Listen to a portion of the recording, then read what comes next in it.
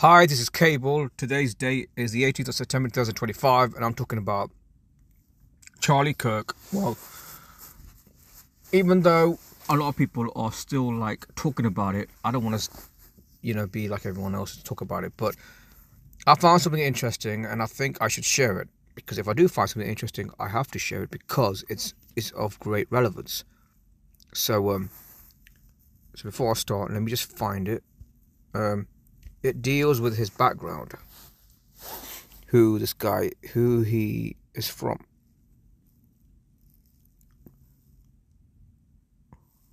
Now, there's something else about his father, but I want to get into his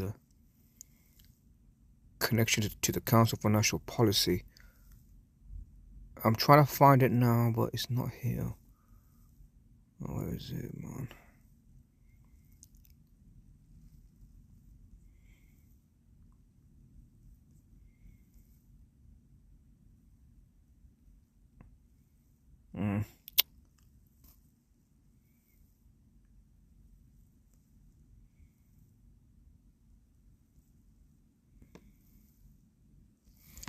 Oh, I did have an article. I can't seem to find. I did have a screenshot. Okay, look at his profile. Charlie Kirk, CNP. Oh, not that. No, bloody hell. CNP. CNP. Because he's connected to CNP. It should be here somewhere.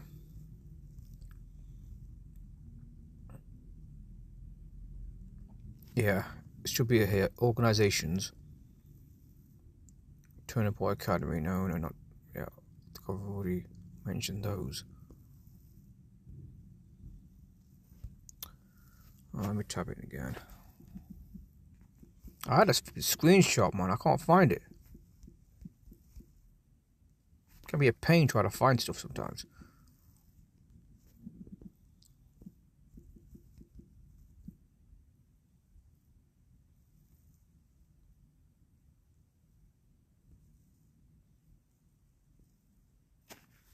Well, it is here. I'm not looking. I'm looking properly. Council. Does it say council there somewhere? Council. Oh, here we go. Now this is important. Okay, why is it being a bit funny with me? Oh, that's enough. Kirk was the William Buckley Jr. Council member of the council member of the Council for National Policy, a group that serves for decades as a hub for a nationwide network of conservative activists and donors who support them, according to the CNP's 2020 membership, directly leaked in February 2021. He was a spokesman for CNP Action, the political arm of CNP. In 2025, March of this year, Trump appointed Kirk to the United States Air Force Academy Board of Visitors. Kirk's last political rally took place in Kentucky, where he appeared alongside U.S. Senate candidate Nate Morris. And I have got a short bio because I don't want to spend too much time talking about it. Yeah, can't stay. Well, that's okay, Dowell. So the Council for National Policy is an umbrella organization networking for conservative and Republican activists in the United States. It was set up in 1981. Provides open exchange forums to create opportunities, cultivate ideas, and ultimately solve what it deems Americans' growing problems.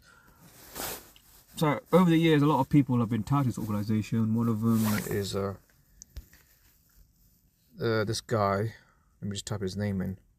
And we should give you a few examples because it's not like a proper like a membership list, because compared to the CFR, Council for Foreign Relations, this one is very secretive, more so than the Council for Foreign Relations and the Bilderberg. Yeah, this guy who is the uncle of Joel Skousen. Yeah, a number of conspiracy people have been members of this group, Conspiracy Research CNP. A number of people have been.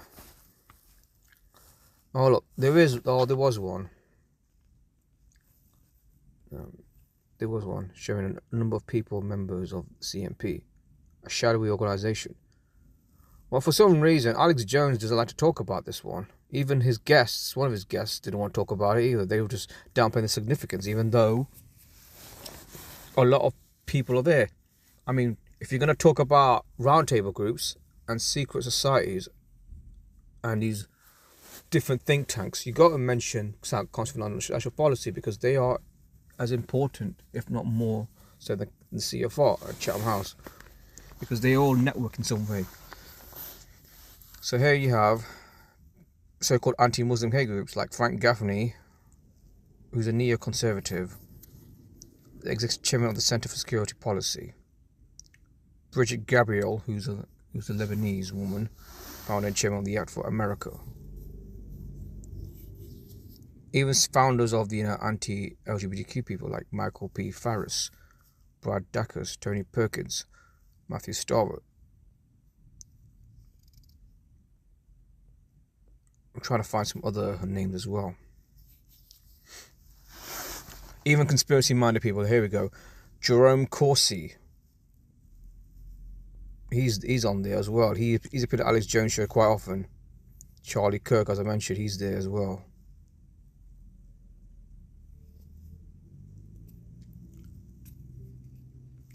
So you got more people here like Lisa Nelson for the executive of the American Legislative Exchange Council, Eugene Mayer, president of the Federalist Society.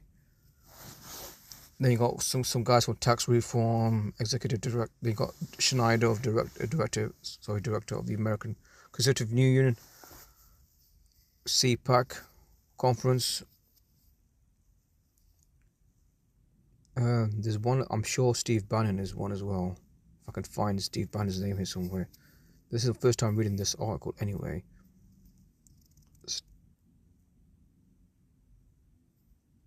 Steve Forbes is also there.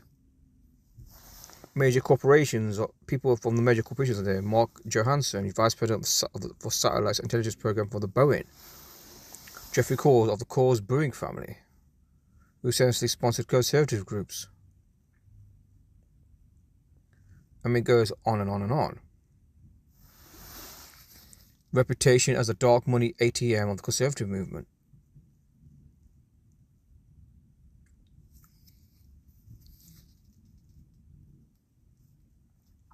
Media figures Neil Patel, co-founder and publisher of the Daily Caller.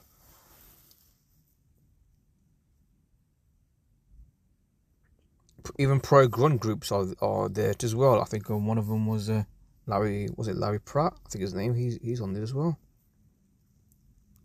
I mean, they've been secretive for a long time, and now it's fine. I mean, eventually it'll get leaked at some point, but it doesn't seem to matter to people though. Now, let's type something on. Type something in. Josh Reeves, The Secret Right. I think someone did upload a video of it once. I've actually downloaded them from his website.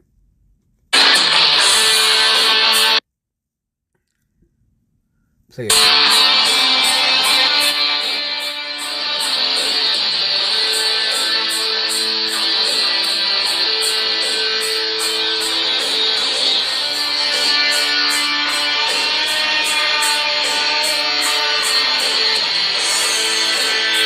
All those faces you've seen, you might recognize them. One of them was the guy of Eric Prince of Blackwater. He's from the CNP as well. Corsi I mentioned. That's Pat Robertson. That's a Zionist Christian guy. Paul Craig Roberts. Oliver North. The notorious Iran contracts there. Bob Barr, who's third party candidate. Even that other guy who's died years ago is a former ex-copper. Forget his name. Okay, let's forward it a bit. I started going through and doing research and finding all these interesting things, and it began to really shatter my paradigm. Well, here we are in the beginning days of 2009. And I've sort of been on this trek since then of really uncovering the group, finding out who is this group, the Council for National Policy, what do they control, what have they been involved in the past, and what are the implications of a group like this operating in secrecy right in front of our faces. Excuse me. So this film is really it really is a testament. Not only that, it's sort of a diary of the work that I have done in my trek in the almost 2 years now of researching the group and tracking down all the best information I can. We've got a lot of news clips here that go back to the news archive. Some of this stuff has never been seen outside of 20 to 30 years. And so I thought it would be interesting to go through and sort of detail who they are and what they're behind, because this is one of the most important pieces of information in the whole realm and scope of research. If we're going to expose tyranny, we have to expose the entire tree. As I've talked about many times on my radio show, I don't see the New World Order as a pyramid as so much as I do you have a tree, and a tree of tyranny. And every one of these branches on this tree of tyranny is just important as the other. And as you'll see in this documentary film, you'll start to understand, as I do, that if you can control religion and the military-industrial complex and wars, you can control the people who print the money. So we'll go through and we'll detail who they are, what they've been involved in, as well as showing you what the media... That's a good intro. I just want to stress, I'm not going to play this whole thing because it would take nearly 3 hours. So I'm just going to roll with this clip right now and stop it whenever I feel like it's been enough information adequate. I mean, the clip is on YouTube. I mean, this whole documentary is on YouTube, part 1. It's good that someone loaded it up, even though if you really want to get it yourself, you have to go to his website. You will and will not talk about in the realm and scope of this type of research. So sit back and get ready for The Secret Right, Volume 1. During the production of this film, we scoured news archives searching for news reports pertaining to the Council for National Policy. Due in fact to the media blackout imposed by the group, no news archival footage could be found. What we did find were other news stories pertaining to other... It's important to stress, this is old documentaries. This is years ago. This is, I believe, before Donald Trump. So it's important to stress, this is before Donald Trump, maybe 2014 or 15 or something. So if you're listening to this, just make sure, just understand that this is not an updated account of the CNP. This is at a time where no one even knew about it. I believe there was someone by the name of Charlotte Iserby who spoke about it, but for some reason Alex Jones just downplayed its significance. Other conspiratorial groups such as the Council on Foreign Relations and the Trilateral Commission. Watch now in this 1995 news report on CBS News with Connie Chung. In recent days, we've heard a lot about groups that see the U.S. government as the enemy, but that's not the only enemy they see. Even more suspect is a private group called the Trilateral Commission. It's an exclusive club of business leaders, scholars, and politicians. They meet once a year to discuss world problems. But as Anthony Mason reports, some feel the group's agenda is far more sinister. In Copenhagen, Denmark, late last month, an exclusive club held its annual meeting. David Rockefeller and Henry Kissinger are among its some 300 influential members. But some on the far right say this was more than a meeting. They see it as part of a conspiracy to control the world by a secret society called the Trilateral Commission. The conspiracy is to have a global government in which the elite will control the entire world, and the unwashed multitudes will have a higher law. Okay, for those you don't know, I just want to inform people that don't know. This man is Jim Tucker. He worked for a online newspaper called American Free Press, which is one of those conspiracy type news papers. While they did do a lot of work, like many, they are controlled opposition, and this guy's controlled opposition. All he ever did in his entire life was exposed the Bilderberg Group. Well, then why at the time I thought it was relevant that he exposed it, because he was able to get leaks from it, even though they're supposedly secretive. I feel like all they were doing in the end was just misleading us, because in the end, they are themselves a right-wing conservative or far-right outlet, American Free Press, which is where he's from. It was under a different name before that. It was called the Spotlight, because the Spotlight was there for many years until it folded in 2001, I believe. So let's carry on for a bit. To the world government than to their own provinces, such as the United States. Jim Tucker spreads this conspiracy theory in Spotlight, the newspaper of the right-wing Liberty Lobby. He is not alone. Read Pat Robertson in his book, The New World Order. A single thread runs from the White House to the State Department to the Trilateral Commission. There must be a new world order and a world elite in charge of it all. It springs, Robertson writes, from the depth of something that is evil. It's scary, isn't it? Even in rural Michigan, in the ranks of the so-called militia, they now believe in the global elite. The more people that find out what's going on, the longer it's going to take them to come into their new world order and their complete... Yeah, sorry, I always keep stopping. I just want to say that all these people that are talking right now, they are... I mean, if you realize the whole entire conspiracy movement, and you realize that these people were the voices of the conspiracy movement, you realize these people, many of them, if not all of them, many of them, they were plants, they were agents. While they were telling you a whole lot of truth, they were also hiding other things. Why didn't they never mention the Council for National Policy? Take over by the banks.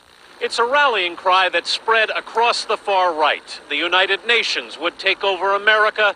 The Trilateral Commission would control the world. Just look at its membership, they say. Current and former members include Presidents Clinton, Bush, and Carter. Names like Brzezinski, Christopher, Kissinger, and Schultz.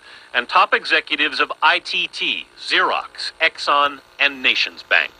Well, there are certainly folks there with pretty broad responsibilities. Charles Heck, North American director, says the Trilateral Commission is hardly secret. You can find it in the phone book. Subscribe to its magazines. It was founded to promote global cooperation. But this notion of what is happening here is a very misguided notion.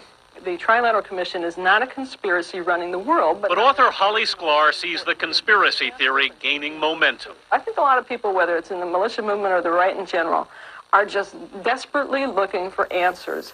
And unfortunately, oftentimes people latch on to the most simplistic answer they're given. They are powerful leaders, but the conspiracy theory that surrounds them may be becoming dangerously influential itself. Anthony Mason, CBS News, New York. And so the question that begs to be answered here is why the mainstream media would feel free to cover stories on the Trilateral Commission, the Bilderberg Group, and other quote-unquote conspiratorial groups when there has been a complete media blackout on this group called the Council for National Policy. So in this segment of the film... Yeah, that's a valid point. Sorry to pause it. I don't want to... I am going to put... just want to stress, I am going to pause it every now and again so I can get my thoughts in as well. Not just, him speaking and that. So this is another question that people got to understand. Why is it that over the years, people can talk about Bilderberg in the media, Trilateral Commission, Council for Foreign Relations. They can talk about those groups, yeah. Then you can talk about stuff like 9/11. 9/11 has been talked about in the media over the years. It has. There's been debates about it in the years. Same with Diana being murdered, whatever.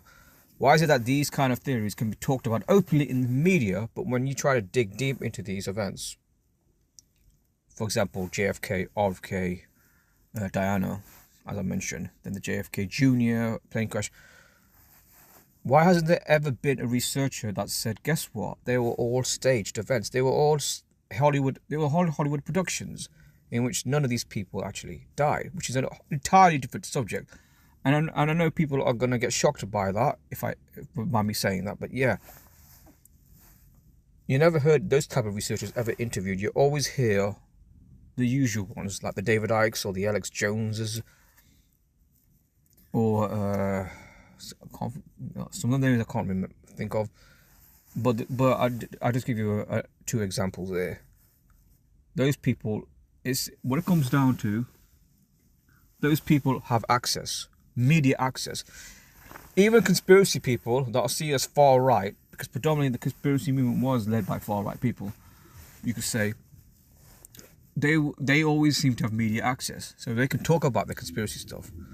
But the ones that really expose the whole thing and look at it from looking from what it really is, make all these different or different groups or operate under one umbrella, you realise there's a grand scheme of things going on, and even the conspiracy movement itself is not even revealing the whole thing. They're just talking about a lot of stuff, but also mixing disinformation as well. We will explore now just who is the Council for National Policy, who created the group, and who its members have been throughout the years. And Charlie Kirk is a member. The Council for National Policy was founded in 1981 by the Reverend Tim LaHaye. Conceived as a right-wing counterpart to the Council on Foreign Relations, the group quickly rose to power and influence during the Reagan administration. Initial startup money for the group was provided by Nelson Bunker Hunt, mineral speculator and oil baron, who along with Bill Bright were board members of the Sumner Institute of Linguistics in Dallas, Texas, in which board meetings a Rockefeller business partner like Trammell Crow could rub shoulders with an ultra-rightist like Nelson Bunker Hunt. Bunker Hunt was and is a trustee of ILC, a board member and leading financier of the John Birch Society, and a major supporter of the Campus Crusade for Christ and third president of the Council for National Policy. We're here in Dallas, Texas, at White Rock Lake, and right behind me is the home of H.L. Hunt, the former home of H.L. Hunt, the Hunt Oil brothers.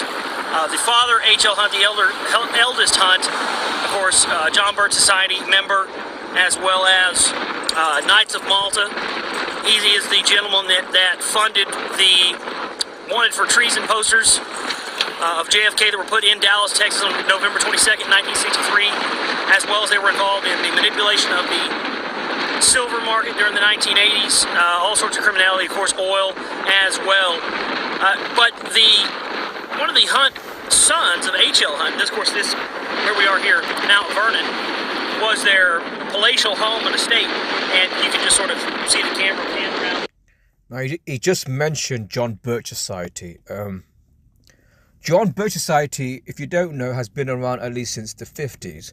They are a conspiracy. They're considered a far-right conspiracy organization or movement that have published articles talking about an impending global conspiracy in which a world government seeks to have the whole world under communism. So their thing was always exposing how the world is going to be turned away to communism. While a lot of their work seems to hold a lot of admiration by a lot of people that follow them, at the same time, the John Birch Society also had a lot of people come on the Alex Jones show. And Alex Jones is, by his own admission, influenced by the John Birch Society. And we also heard the John Birch Society connection to the Knights of Malta. For those of you who don't know, the Knights of Malta is a military order of the Catholic Church in the Vatican, in Vatican City. And the Knights of Malta have been around, I believe, was it the 1100s? Or was it earlier than that? Was it the 900s or the 1100s? Can't remember the exact year. If you know the exact year, please message it me. I'll really appreciate it. I would find it myself, but I just want to kind of play this video. So again, this ties into what I've been saying about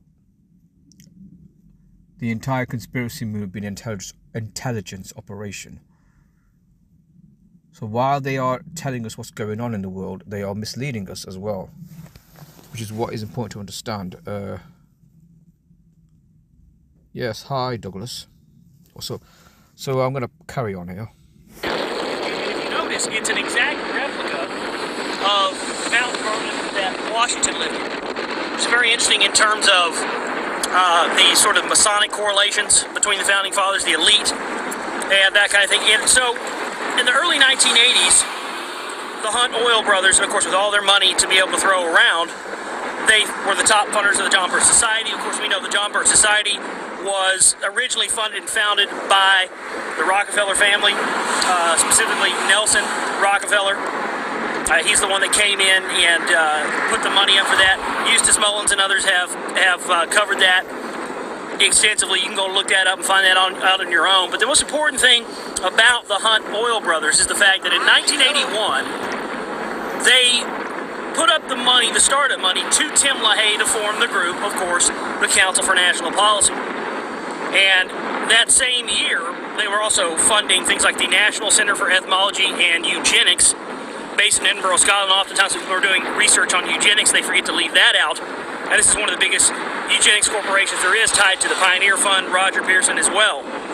And so only big money could form a group like this. And it's very interesting that when you learn that many members of the Council for National Policy are Knights of Malta members, you go back and find out that, of course, the Hunt Oil brothers were Knights of Malta members, as well as their father, the eldest Hunt. So that's a very interesting correlation when you look at all the ties of the people that were Knights of Malta members that would have benefited from the death of John F. Kennedy. Of course. Yeah, everything he's saying is accurate, except for the fact that JFK was assassinated. Again, it was a staged event. It was absolute death hoax. But well, we'll just carry on. Yeah, in time he just mentions the whole JFK thing being, real, and that it just it is a misdirection. I don't think this guy here is a shill. I think he does good work. Even though sometimes even people that are sincere can draw the wrong conclusions. But I believe he's the only. I believe he was the very first person to even talk about the CNP. So many people never even either heard of or never heard of the CNP, or never even wanted to talk about the CNP, because many of them are controlled. That's why they won't talk about it. But he ended up talking about it, something that no one else does. A few have done, talk about CNP. A few legit researchers, but not many have. Really know the roots of the Council for National Policy, who put up the money, and why they would do such a thing, and why they would operate in secret. It's very important that you look into the Hunt family, Nelson Bunker Hunt, H.L. Hunt, and of course, the home, their palatial mansion, Mount Vernon, right here behind me. It's also improved today, going up a nickel, but that's a minor change for metal whose price has fluctuated wildly over the past year. Tonight, in part 2 of his special assignment series, Dan Quartz reports on silver and some of the men who are heavily involved in its ups and downs. When the price of silver shot up toward $50 an ounce last year, Americans lined up in thousands to sell their silver bowls, candlesticks, knives, and forks to be melted down into bullion. Actually, such sales were nothing new. Every year since World War II, silver users have depended on such recycling to provide almost half of the demand for silver. That's because the world consumes far more silver each year than it produces. The difference has to be made up from existing stocks. Some of it goes right back into the same products, such as silverware and jewelry, which was melted down. But a lot more goes into industrial goods. For example, in the U.S., making photographic film takes 65 million ounces of silver a year, and electrical equipment another 37 million ounces. Sterling silverware is number 3 in the use of silver at 18 million ounces a year. That's what makes silver so different from gold. 40% of all the gold mined each year simply goes into bank vaults as a form of wealth. 80% of all silver is used in industry, and the above-ground supply is dwindling. 7 years ago, Herbert and Bunker Hunt, sons of the legendary Texas oil billionaire H.L. Hunt, decided the chronic shortage of silver made it a good investment. So they started buying, slowly enough at first that the price rose only gradually. But last year, as the Hunts bought more and more, the price skyrocketed, soaring from $9 an ounce to $52 an ounce, an increase of 580% in just 6 months. That made silver as an investment even better than gold. but it also drove up the cost of products containing silver, causing a record rise in wholesale prices. According to James Stone, chairman of the government's Commodities Futures Trading Commission, a lot of people were hurt. The silver-related industries laid a lot of people off. There were more than 5,000 people who lost their jobs and all of that. Some users are still... And people say the markets or stock markets or whatever markets you're talking about, gold prices, silver prices, oil prices, is not rigged, it's not manipulated. We're just seeing an admitted example of this. Pinched at today's level. There's no possibility of keeping up to it. In 1 week alone, it went up and down almost $48, and it's you can't do that. It's no way to run a business. But the people who run the silver exchanges in Chicago and New York were mainly afraid that the hunts would accumulate so much of the available silver that they could set any price they wanted. So they changed the trading rules several times until the hunts were forced to sell and almost nobody else was allowed to buy. To put it in the terms of a football analogy, the game starts, the rules are changed, and finally when you get to the last quarter, the referee says only the other side can have the ball. That drove the price down and cost the hunt. Yeah, did you hear what the guy says? Only the other side can have the ball.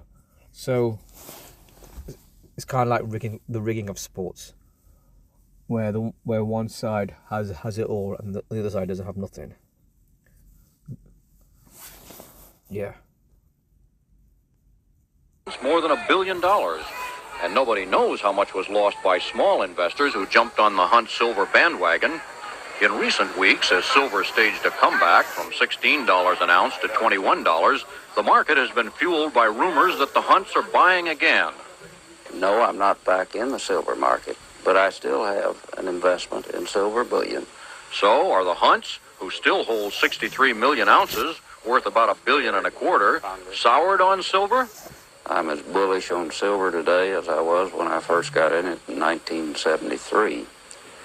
And I think silver is still a good investment. Losing $1 billion didn't even threaten the Hunts' solvency. But people who don't have their kind of money should never forget that trading in precious metals, gold as well as silver, is a high-risk gamble. And nobody should put in $1 more than he's prepared to lose. Dan Courts, ABC News, Dallas. The Bible. Could it be inspired of God to write the future? Who knows the future? What is Bible prophecy? Actually, it's the future written in advance. And how could you write the future in advance unless you had divine insight? Only God could write prophecy. Prior to forming the Council for National Policy in Yeah, that guy that was talking, he is the founder of CNP, as it's mentioned here. 1981, Tim LaHaye moved to San Diego, California in 1958. Quoting from the Rolling Stone magazine article Reverend Doomsday, quote, "At that time, Southern California was a hotbed of former McCarthyites, neo-Nazis, and the John Birch Society, a right-wing group so paranoid and extremist that it denounced President Eisenhower as a communist. They all muttered darkly about secret societies, the evil United Nations, and one world government conspiracies, views that LaHaye would soon make his own. For years, LaHaye spoke at Birch Society training sessions, getting to know many of its leaders and building his ministry in the part of California that 20 years later would be the launching pad for Reagan's 1980 presidential bid." The picture on the left is the cover of the 1999 book, The Power of the Cross, by Tim LaHaye. The one on the right is a centuries-old Masonic symbol and can be seen on an official site of the Knights Templar. Some might mistake it for a Christian symbol, but Masonic author Ray Denslow reveals its true meaning. The cross and crown may be said to be confined almost exclusively to the historical degrees in Masonry, as exemplified in the various orders of the knighthood of York and Scottish rites. In Gaul, we find the cross to have been a solar symbol when it had equal arms and angles. To the Phoenicians, it was an instrument of sacrifice to their god, Baal, and to the Egyptians, the crux ansata was his symbol of eternal life. Was it also a coincidence that LaHaye and his associates set up their pre-tribulation research center in a place that's considered a vortex of occultic power in Washington, D.C.? They were located on La Infante Promenade, a street named after the Masonic Pierre Charles L'Enfant, who designed the city in Masonic and occultic symbols. From there, coincidentally, they moved their research center to the Dallas area, another city that is sacred to Freemasonry because of its proximity to the 33rd degree of latitude.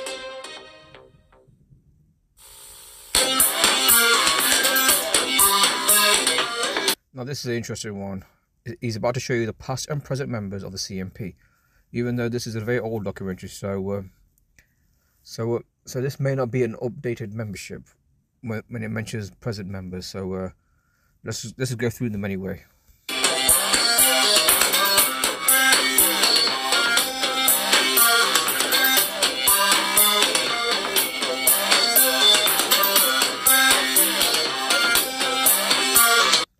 Yeah, this guy here. If you remember, he was once a rival of Obama when Obama was running for office in Chicago. Alan Keyes. Yeah, he once called Obama a communist years ago, back in 2008. So it's kind of showing here he's also controlled opposition as well.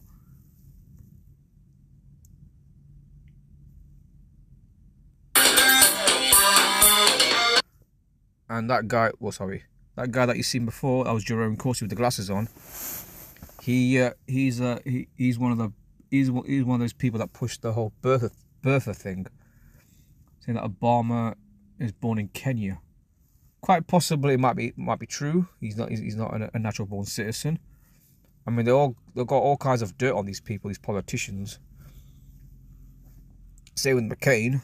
I mean, it's been revealed that McCain's story of him being tortured by the Viet Cong may be bullshit, because there was a website years ago that got shut down, unfortunately. You know, Veterans Against McCain, because they all say that he's lying about being tortured by the Viet Cong. The exact opposite happened. He was selling information to the Viet Cong. This is the Vietnam War I'm talking about. And that's John McCain, as I mentioned. And that's John Hagee, a pro-Zionist Christian preacher. Yeah,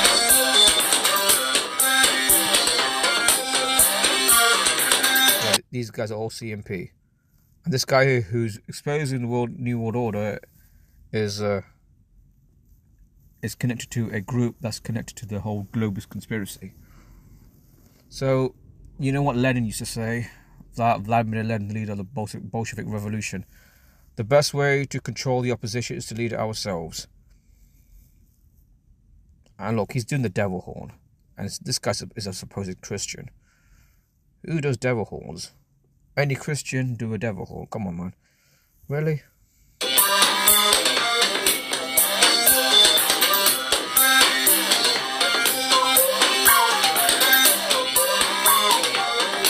French, I mentioned before. Yeah, he ran for president back in the early 90s because he opposed both the Republicans and the Democrats,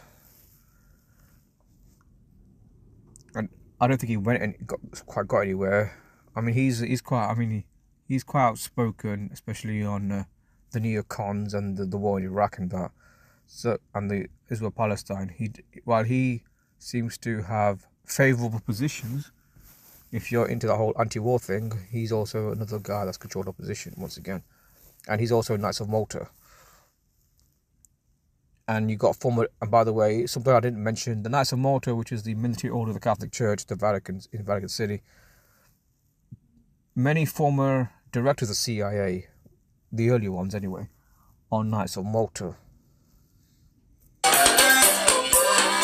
Paul Craig Roberts, he is someone that was in the Treasury back during the Reagan years. He's been on the administration many times, and he's also been on Russia Today, which is a propaganda channel for the KGB, RT, which I used to watch, by the way. But I mean, I already knew it was a pro-Russian channel, but the propaganda on that channel is electric, because all they do is promote anti-Western conspiracies, which may be true, but they will never expose the whole thing. And he was always on there criticizing the United States. and he was always promoting the interest of Russia, making out them to be the good guy, even though in reality they're all bad. There's no good guys and bad guys. There's no good. I mean, there's no good versus bad in the political realm, because they all work together. All the governments work together. All the corporations work together. All the banks work together. It's all one big conglomerate.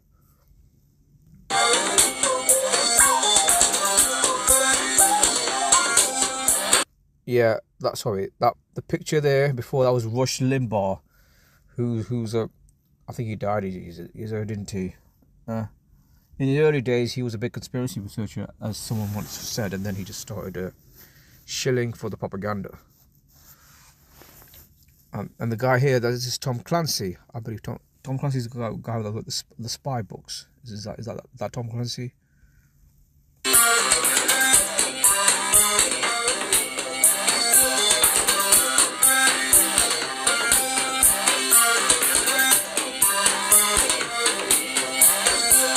Oh yes, Bob Barr. Yeah, he ran as a libertarian. I think he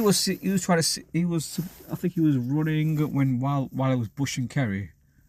Was it during the Bush-Kerry time? I can't remember exactly. So, yeah, was it Bush versus Kerry that time, or was it Bush versus someone else? Was it during Obama? I can't remember exactly, but yeah, he supposed the alternative, but again, just because the Libertarian Party is a third party doesn't mean they can't get control. I mean, it would be nice if there was more political parties, more an alternative. But then you find out that all these alternatives are controlled. Only the ones that get any kind of media attention are controlled, and the ones that don't are not the ones that are not controlled. Unless you have a minor outlet talk about an alternative party. So that's Bob Barr, who used to be quite a hawkish guy. Then he started changing his mind and becoming an anti-war person. But then again, it's politics, isn't it? They are political opportunists. They make out they've gone to another. They've embraced the truth, but it's just a front to hide the fact that they're just deceiving you into voting for them.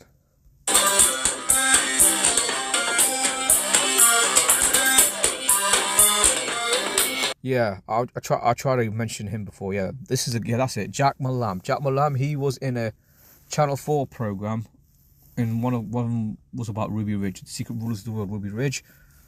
He was a cop at that time, and then that incident shaped his view of the world. He started becoming a conspiracy guy. He had his own radio show on the Republican Broadcasting Network, RBN, which was syndicated on the Genesis Communications Network. And I've also, and as you know, I don't know if you're aware, GCN, which Alex Jones is on, that is an affiliate of ABC News, GCN. For those who don't know, Victor Thorne exposed it years ago, the late Victor Thorne. And to find him, also the CNP, was a bit of a surprise when I first seen this. So again, a lot of conspiracy people are compromised. They might point out the truth, but they're not gonna. But they are gonna hide the fact they are a member of an organisation. I suspect he never spoke about the CNP during his time when he was alive. But here he's been exposed as being a CNP. Just many people on alternative media are either directly or indirectly connected to this organisation, from the right anyway. Oh look, Sarah Palin. She was the VP candidate for John McCain. There was a lot of ridicule around her.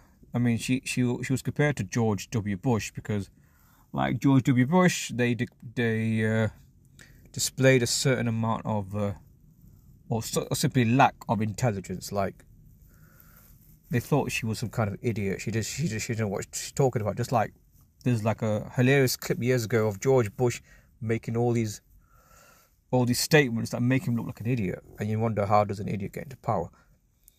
But at the end of the day, they're all actors, and so is she. or shall I say he? Probably a man in drags, for all I know.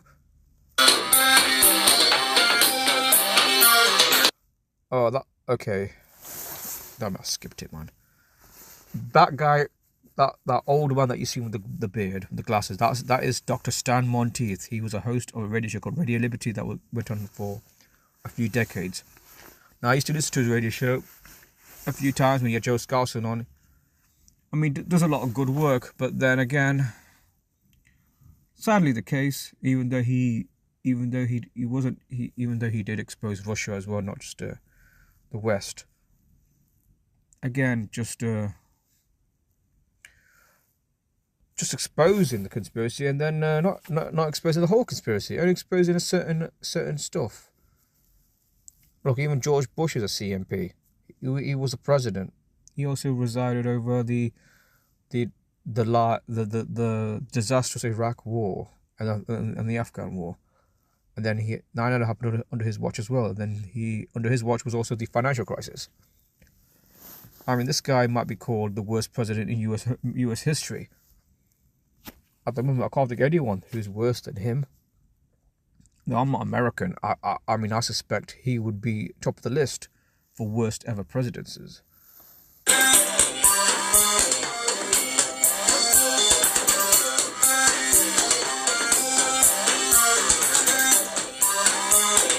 Mitt Romney, who ran against Barack Hussein Obama, even he's a member of the CNP, and a Mormon.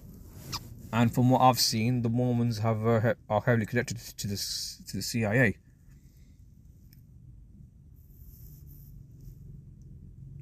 And what's interesting, that Joe Scalson, who I used to be a subscriber to his newsletter, he's also a Mormon, but for some reason he never used to say that Romney was a control. He used to say that Romney's, even though he used to be very critical of Romney, he never used to say he was controlled. I often wondered why. Is it because they're both Mormons and they both go to the same Mormon church? Maybe that's what it is. Yeah, she's a US politician. I think she wanted to run for president at one point. Michelle Bachmann. Yeah. Yeah, keep in mind, some of these right-wingers, all of them, most of these politicians, they're all Israel firsters. All they care about is Israel more than they care about the United States of America.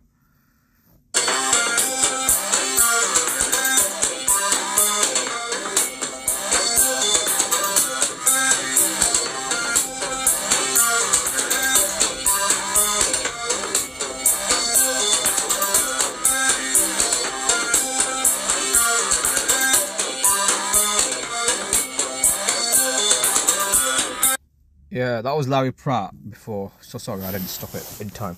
Larry Pratt, who's head of the Gun Owners of America. What's interesting about Larry Pratt? He's been implicated. He has some kind of link to the whole Contra thing in Nicaragua, where the Contras were battling the Sandinistas, and I think he had some kind of extreme view about the situation there. I can't remember what his view was back then. I have to look up Larry Pratt, but never mind. Not really important, but again, it's just highlighting the fact all these people that you see that appear to be patriots are not. Like Larry Pratt, okay, he represents gun owners of America, but then you realize his politics is not something you want to endorse. Another Zionist, most likely.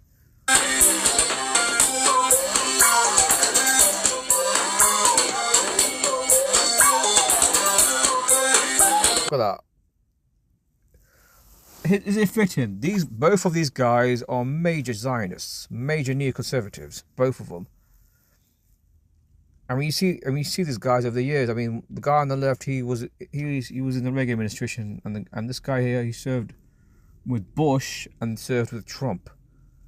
I mean, these guys, they're into the whole clash of civilizations between the Western world and the Islamic world, and wars in the Middle East. They both sold the lie of weapons of mass destruction, and they're connected to the Project of the American Century. America's plan to dominate the world, even dominate outer space of all things. But though they might appear to be anti-Russian, the reality is they all in bed together. They're just pretending to be opposed to each other when in reality they're not opposed to each other. They're just working together.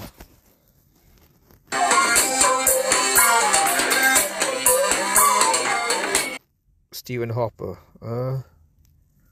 Stephen Harper, ain't he? Was he not?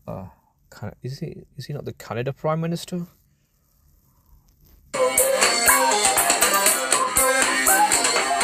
Oh, Kaufman. Yeah, he's another Alex Jones regular, or was.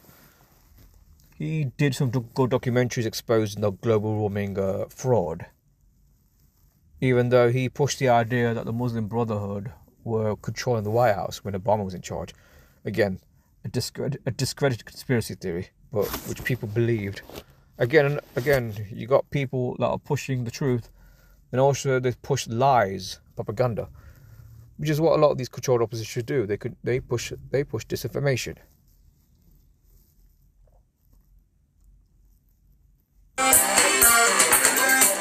Oh look, Mr. 9/11. I mean, his claim to fame is he was a supposed hero on when the whole 9/11 thing happened, even though it was later revealed all those rubble that was there, they all got taken off and got sold off to China. It was almost like he was clearing away the crime scene. And also, what's interesting about Rudy Giuliani, back in the 80s, he was a firebrand lawyer who was taking down organized crime, but all he did was make way for Russian organized crimes to prosper from the 80s head on. And it's also the case that the Russian mob also has ties to Donald Trump. They helped and bail out Donald Trump when he had like 5 or 6 bankruptcies, and his career as a businessman suddenly rose again thanks to Russian mafia help. And him cracking down on Italian organized crime was basically a way to make way for Russian organized crime. And the Russian mafia, they are connected to the KGB, also known as though they're known as the FSB, I still say KGB because KGB, FSB are the same thing. I know they've got different names, but it's still the same old shit.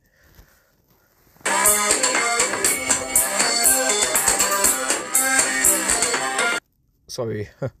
As soon as I see someone, I should stop it straight away.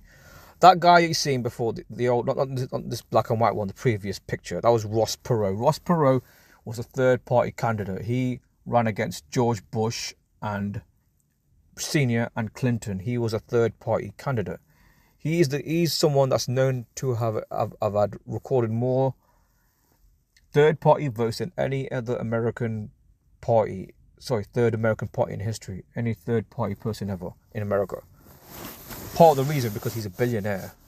That's why he was able to get all that media attention and go into the debates. But it's been speculated one of the reasons why why Ross Perot withdrew was because it was a way to ensure that George Bush Senior was defeated, because the votes were kind of split up between him, Perot, Clinton, and Bush Senior. So once he got out, all his votes went to Clinton. Now, obviously, on the grand scheme of things, these things don't even matter, because at the end of the day, Clinton was going to be the president, no matter what. It was all just a show, really. Perot versus Bush Senior versus Clinton. They're all in bed together.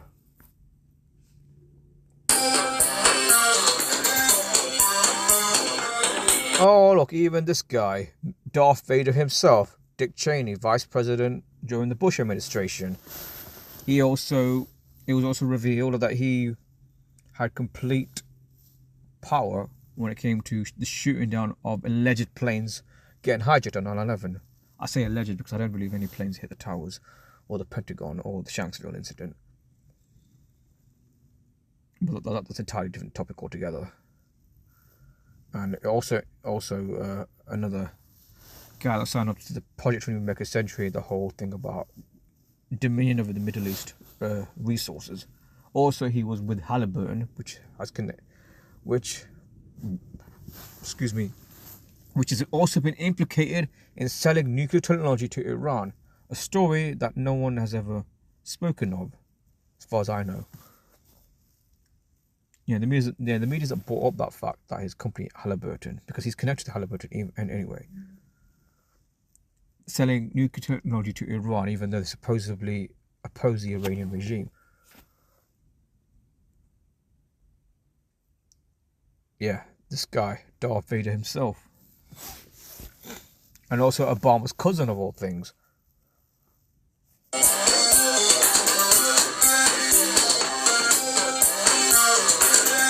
Mike Huckabee. Well, that's a younger Mike Huckabee. If you look at him now, he looks like he's a blob right now. He looks like a blob, doesn't he, right now? And he's the father of Sarah Huckabee, who looks just more, well, let's just say she looks very man-like. Oh, look, this guy who died years ago, Donald Rumsfeld. This guy was in the Nixon administration. And I remember seeing an old video of his where he's hyping up the Soviet Union threat, even though he was just lying about it, because the whole thing with the Cold War, America versus Soviet Union, Russia, was just absolute theatre. And this guy was also pictured in the 80s meeting Saddam Hussein to supply him weapons to kill Iranians, even though both sides were being backed by the same people. And also he was a defense secretary, again, like he was with Nixon, with George Bush Jr. The whole thing about Iraq, the whole thing, weapons of mass destruction, links to Al-Qaeda, and all this other stuff that he was saying. A terrible, terrible, and hideous human being.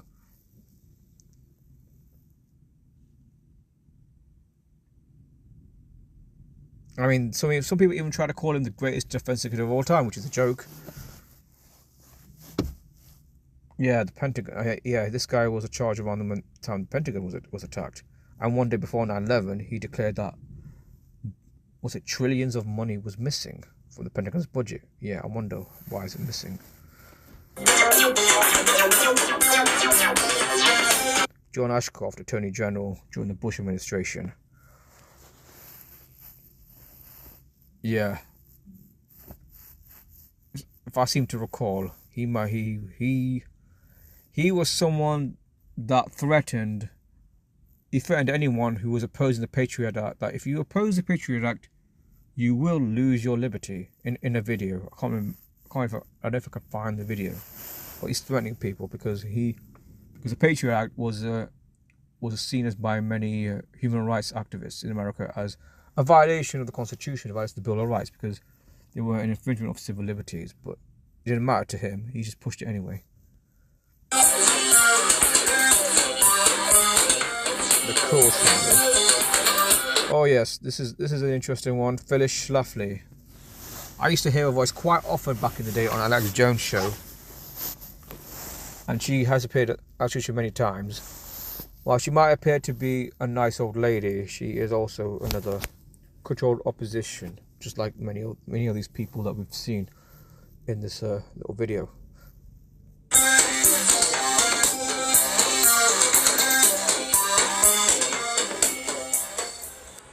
Oh, that's enough. I think I covered what I could. About 20 minutes of it. So that is the organization that Charlie Kirk is connected to, the CNP. Now, while we're on the CNP, let me type in what CNP is in gematria, right? I'm going to type it in as initials, not type in the whole word, Council for National Policy, but that's CNP. Sorry about that. CNP. And looky here. CNP in gematria equals 33. And if you recall, according to other researchers, the number 33 appears in that famous picture that you see him with those hats, the 33. And they say that he was gone down, Kirk was gone down 33 days to his next birthday, 33. And with 33, you get Masonry 33 as well. Masonry 33. You see that? Masonry. You see that? Masonry 33, CNP 33. Other organizations that Kirk is connected to. And CNP is 48, reflection of 84, which is Masonry 84. Also Jesuit Orders 84 as well.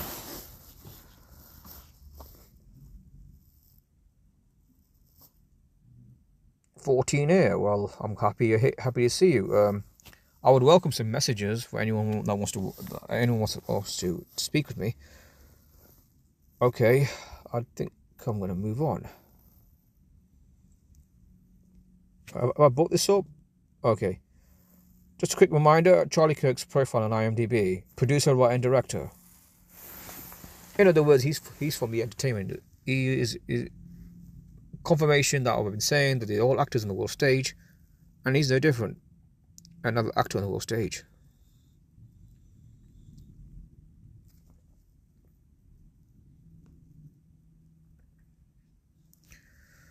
Oh yeah, something I did bring up, but I'll read it out to you anyway. His father, Robert Kirk, is an architect who was involved in the construction of Trump Tower. So that would explain why Charlie Kirk was a big time Trump supporter. Because he's most likely. I mean, he's known him since his childhood, hasn't he, Donald Trump? Kirk and Trump. They've known each other since Kirk was a child. He's known Donald Trump. So they're all pretty much all connected. It's not as if these people meet, organically. It's not the case.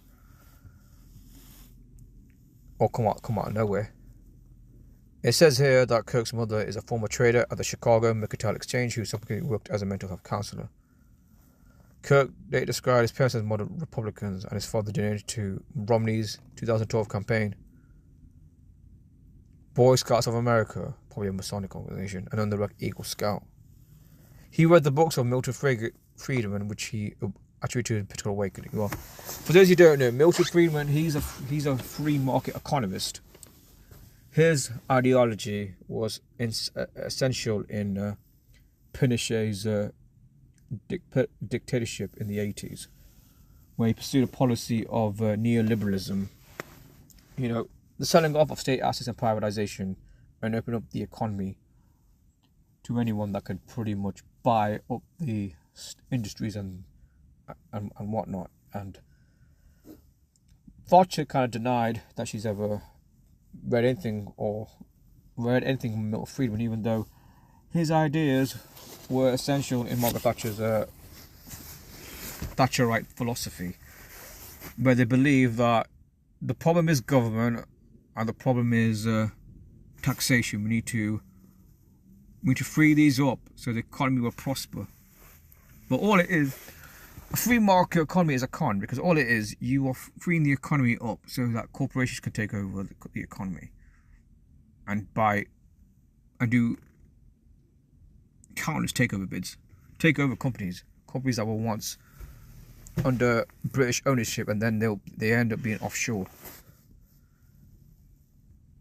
So the whole free market is a scam. I'm not saying the alternative, which is socialism or communism, is ideal, but there has to be a balance anyway.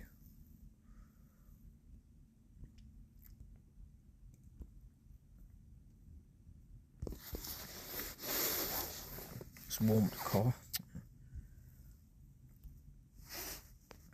I mean, if you're not seeing this, look at that. I mean, yeah, I know people are paying tribute to this guy, but why the hell are they treating him like he's some kind of Masonic figure? I don't understand it. It seems very strange. I mean, no one's a saint. I'm not a saint. No, I don't think anyone here is a saint. That's on this channel right now. I don't think you guys are saints. No one's a saint. Why are they treating him like a saint? He's not. Yeah, Saint Charlie Kirk. Yeah, what does that? Yeah, what does that mean, by the way? Saint Charlie Kirk.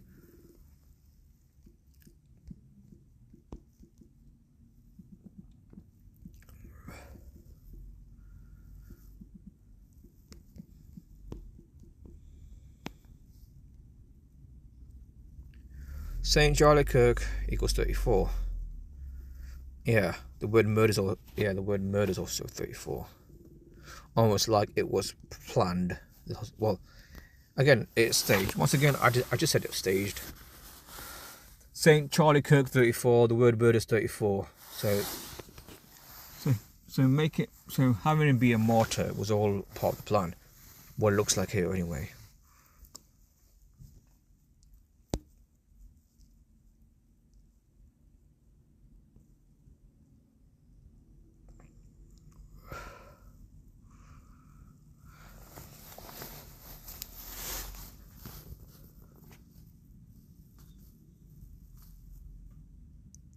All right. I think I've covered it quite a lot here. I'm gonna call it a day.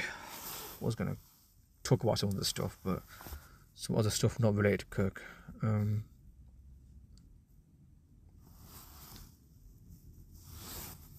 Yeah. Thanks for joining me. I appreciate it. Daryl. What was the other guy? Douglas. Yeah, thank you for joining me. I appreciate it. So glad to see so many people here.